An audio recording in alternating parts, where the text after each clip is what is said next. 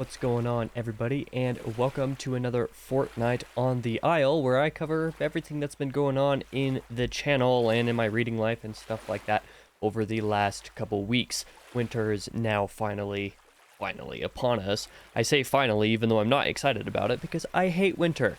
But there has been a lot of exciting stuff going on in my life for reading, so let's just go ahead and jump straight into the reading talk for this episode. I did continue, just as I have for the last several of these updates, the Shadow Rising. I suppose I could move my camera maybe a little bit over here. I can kind of, well, yeah, I guess this angle will work for now. I did continue the Shadow Rising. I'm slowly but surely making my way through that, getting my weekly allotted reading in for my diaries, and also so that I can, be finished with it by the end of the year, which is basically the goal that I'm working with for now, and I'm really hoping I get that done. I obviously feel like I should, but sometimes it feels like a chore. I did also continue Return to Adan by Philip Chase. I'm having a fantastic time with this. In fact, I read something like 70 pages this morning, because each weekend I spend like 2 mornings reading Shadow Rising and 1 morning reading Return to Adan. That way I'm able to keep both of those going up strong enough to be able to, get through the books by the end of the year. But I've been having a fun time with Return to Adan, greatly enjoying it, because I've just been really liking both Philip's writing and, the story itself. And then there's been a few new reads as well, where I thought that those would be basically the only things to talk about, as they have been for the most part the last few weeks. There's actually 3 more things to talk about in the reading for this fortnight.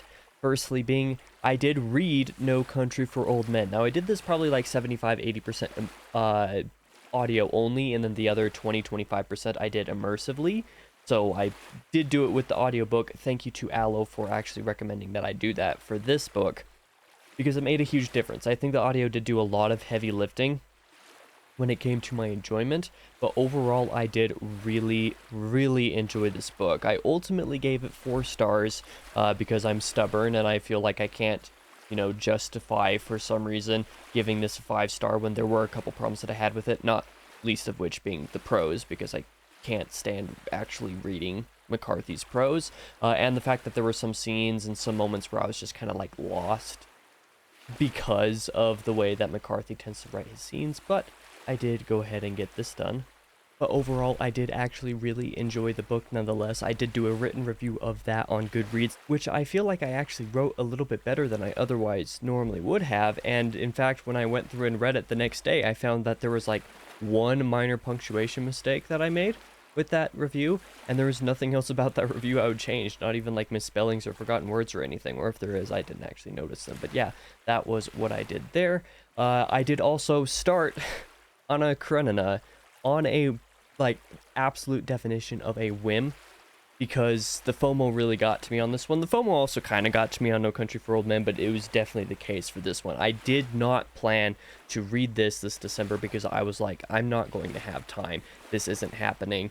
But I've been, following the read-along channels for it, and I just decided, yeah, I kind of want to read it anyway, so I'm going to do that, and I did. But this one's going to be fully immersive reading, physical and audio both at the same time the whole way through, rather than No Country for Old Men, which I did mostly audio but immersive, where I had the ability to do so. This one I'm doing fully immersive. I'm not super far through. I'm only about 50 pages out of 800 or so.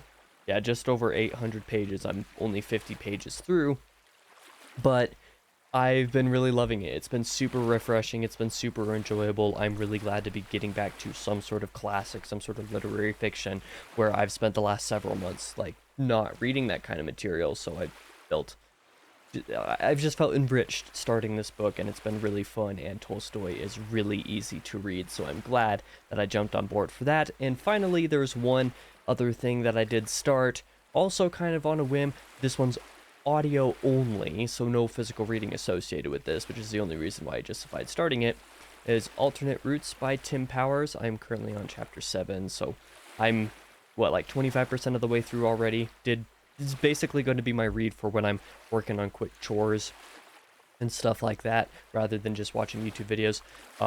when I'm doing chores, and then of course when I'm shoveling, because like I said earlier, winter is upon us and there's plenty of shoveling to do all of the time, which I hate.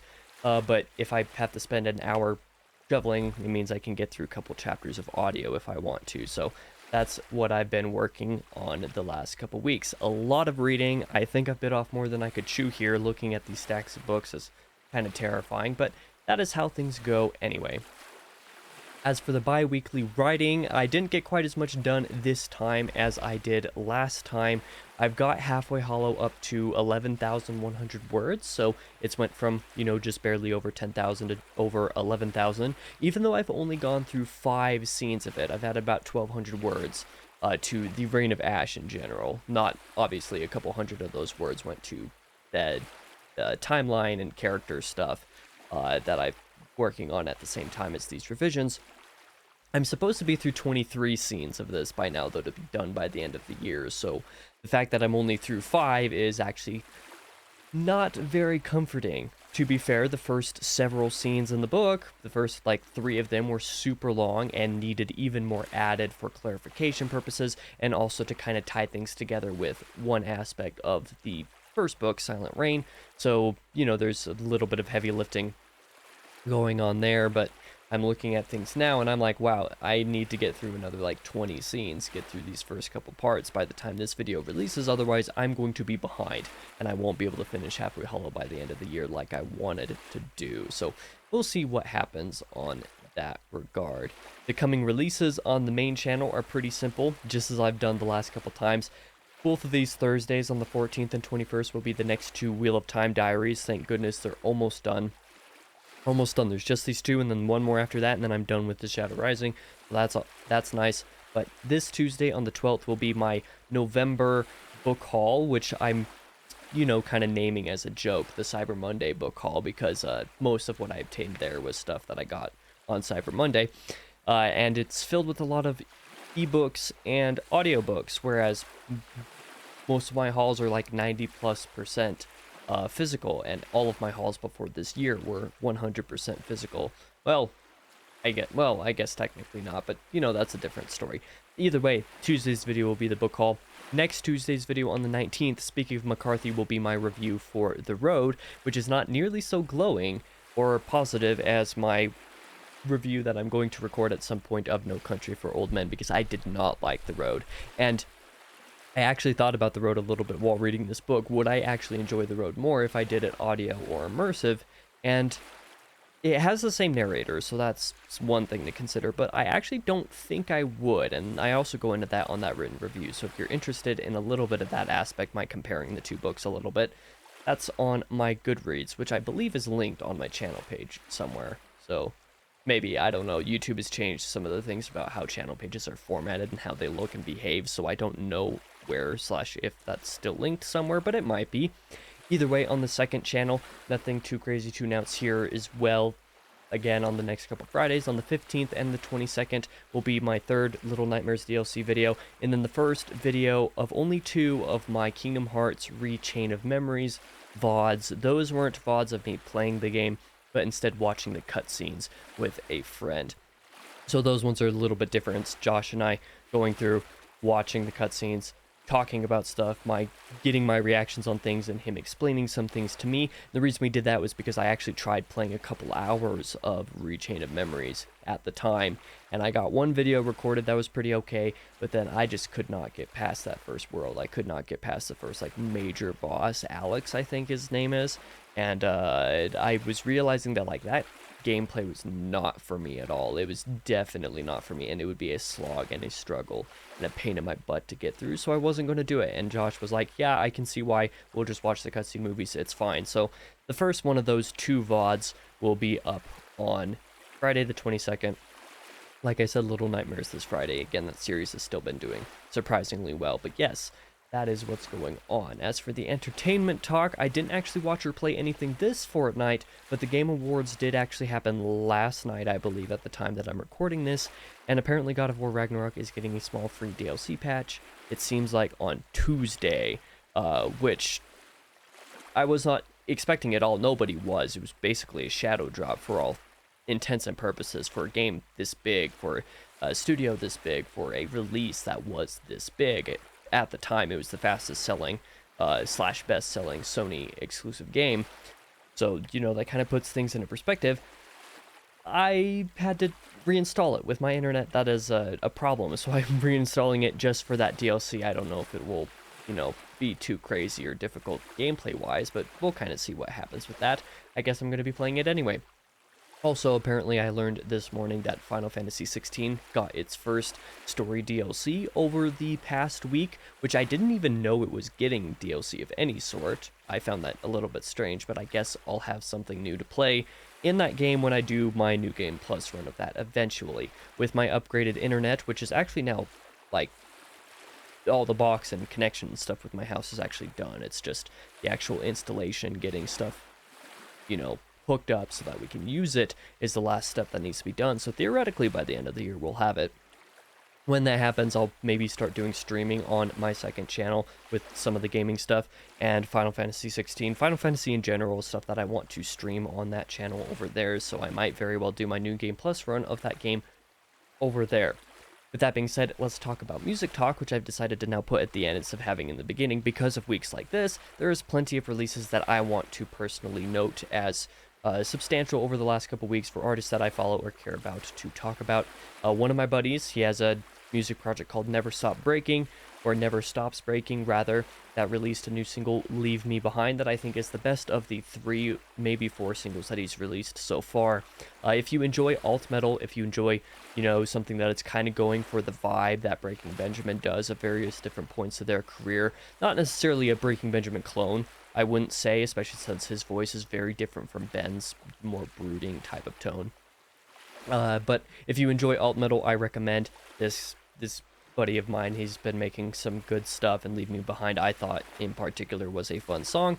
Citizen Soldier, the band, released a new album, ICU. This is a band that I underrate every single time I think about them. I'm just like, oh, they're fine, and then they release a new album. I'm like, I'll get to that eventually. I listened to the new album like a couple months later, and I'm like, wow, this is actually really good. And then once I stopped listening to the album, I'm like, yeah, that was fine. So it's just one of those bands that I always underrate. But if you're anybody who struggles with like mental illness or struggles with depression or anything like this, their music is actually insanely good. In fact, one of the songs on this new album actually like really affected me, nearly made me cry twice in it, and I haven't struggled with any of my like super negative emotional stuff for a couple years, quite frankly. So the fact that I was able to do that, even though that hasn't been an active part of my life for a while, was kind of crazy. Vicious Rain, an up-and-coming metalcore band that has released 3 singles so far, including Crown of Thorns, released Crown of Thorns, and it's probably the best of their 3 singles so far. They've kind of blown up already, even with just their 3 singles. I recommend it if you want something fun there. If you're into more classic-style deathcore, Within Destruction released a new EP that goes a little bit more to their roots rather than the last couple albums, which were a little bit different. If you know the band, you know exactly what I'm talking about. Architects released a new single, Seeing Red, which was quite enjoyable, if kind of a mixed bag on how I feel about it, like lyrically and thematically, but that's just kind of that's an entirely separate discussion. One of my favorite bands, Before I Turn, also released a new single, Reanimate. I'm really excited for their new album because it's been a couple years, 3 years, I think, actually, since they've released anything. And then one of my favorite instrumental artists released an EP called Lost Voices. Now, to be fair, this EP, and as of recent, he's been starting to work with other vocalists, so this EP has 4 songs that feature vocalists and then the instrumental versions of those songs. I tend to just listen to his instrumental stuff, but that was very fun as well.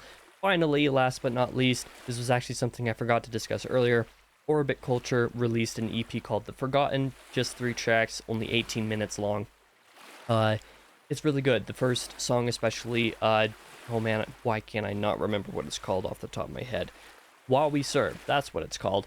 I love that song. It's one of my favorite songs of the entire year, quite frankly, and the EP was great. I really fell in love with this band earlier this year. I actually did an entire discography ranking for them a couple months ago, shortly after Descent came out, so the fact that they had another EP come out as well was just really exciting for me personally.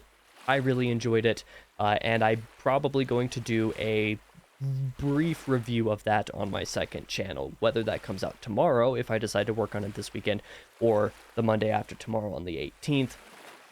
I'm not entirely sure yet because I have to decide what I'm going to do with that. I might very well not even like write a script for that review. I might just kind of spitball it a little bit because it's really short. It's only 3 songs. There's not necessarily a whole lot that I can go into.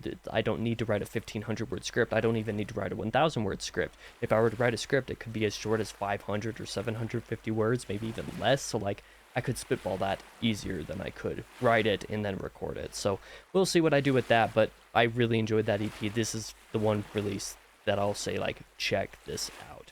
But yeah, I've been rambling a little bit longer than normal because there was so much of this music talk that I wanted to get through. I might consolidate the way that I talk about these a little bit more in the future. Maybe I'll not talk about singles so much except for the bands that I really love. But yeah, that's what's been going on the last couple weeks. Thank you for checking out this video. If you did, I'll be back in the next video just as always.